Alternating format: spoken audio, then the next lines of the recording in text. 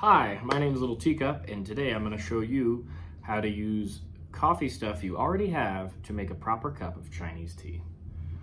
I skipped a few steps because I started making the tea and then I thought this should be a cool video. This is what's called a gaiwan. It's in Chinese, directly translated, it means, what does it mean? Lid bowl. It means lid bowl because there's a bowl and, you guessed it, there's a lid. And this is traditionally used for brewing tea the proper way. Now you might have noticed that my gaiwan looks suspiciously like a cappuccino cup.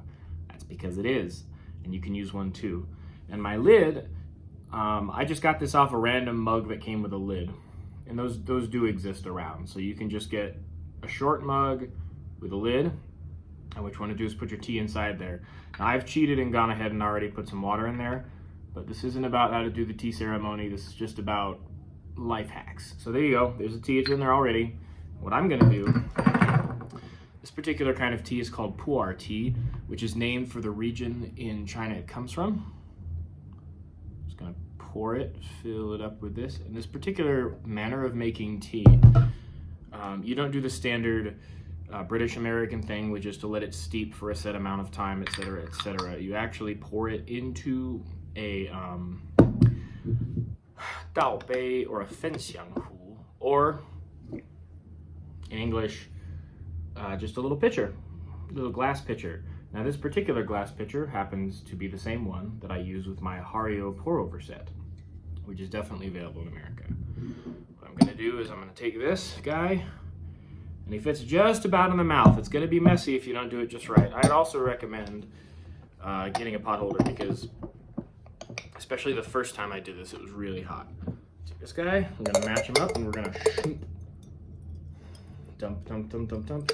You're going to wait a minute. You're just going to let the tea seep through the little crack between your lid and the other spot. I didn't put the mouth of the lid facing down because if you do that, the tea leaves get out.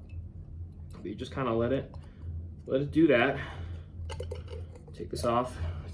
And then there you go. There's some tea. And then if you're doing it Chinese style, you get a little tiny teacup, which of course we have those in American and British tradition, but I happen to be using a demitasse mug from Starbucks. So I'm just gonna pour our tea right on in there. Have a little sip. And it's nice. Pu'er tea is a very relaxing, aromatic, chill variety of tea. It's not technically a herbal tea, but when you get the stuff, the shopu, or the cooked or fermented pu'er tea, it tends to have less caffeine the more it gets cooked or fermented. Now I say fermented, it doesn't taste like blue cheese or anything. It doesn't taste like wine or beer. It just is, fermentation is actually part of the process for all teas. It's just that black tea is usually fermented for a couple weeks, I think. Don't quote me on that. And green tea is fermented for a few hours, I think. So all tea gets fermented or cooked a little bit, but depending on how much with this particular tea from this particular part of China, it affects the flavor. Anyhow, you can use this method with any tea you like, as long as it's loose leaf.